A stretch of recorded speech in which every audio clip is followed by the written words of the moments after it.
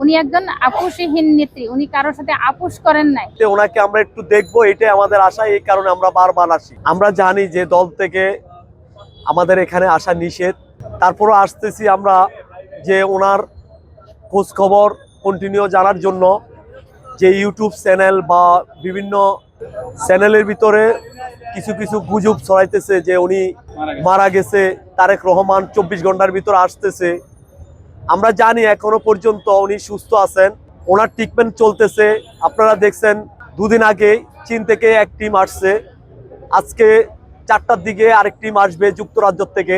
আপনারা জানেন যে আমরা জানি যে উন্নত চিকিৎসার জন্য যদি বাইরে নেওয়ার প্রয়োজন হয় ওনাকে নিয়ে যাবে, কিন্তু আমাদের দেশের মাটিতে ওনাকে আমরা একটু দেখবো, এটাই আমাদের আশা। এই কারণে আমরা বারবার আসি। 20 কোটি মানুষের একটা ভালোবাসা, সারা বিশ্ব ওনার জন্য শুধু তাকিয়ে আছে যে উনি একটু কথা বলবে, আমাদের মাঝে আবার একটু ফিরে আসবে। এই কামনা করছি আল্লাহর দরবারে, আল্লাহ যেন ওনাকে সুস্থ করে দেন।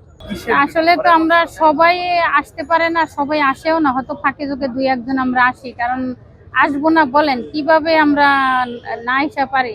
এমন একজন আমাদের বেগম খালেদা যেমন একজন নেত্রী, সে আমাদের মায়ের সমতুল্য।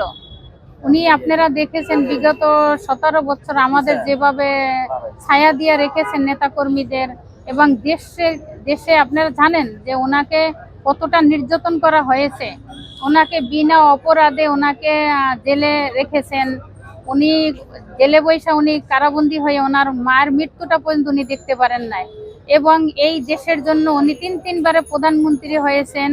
উনি ওনাকে এই যে স্বৈরাচার শেখ হাসিনা, আপনারা দেখেছেন ওনাকে কতটা নির্যাতন করেছেন, কতটা অসহায় করে রেখেছেন, ওনাকে কারাবন্দি করে রেখেছেন, ওরা গৃহবন্দী করে রেখেছেন, ওনাকে বাড়ি ছাড়া করেছেন।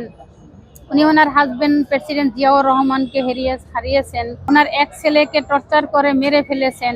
তারপরও দেখেন উনি ওনার স্বামী হারিয়েছেন, সন্তান হারিয়েছেন, ওনার আরেক ছেলের কাছ থেকে উনি অনেক দূর দূরান্ত দেশে উনি আছেন।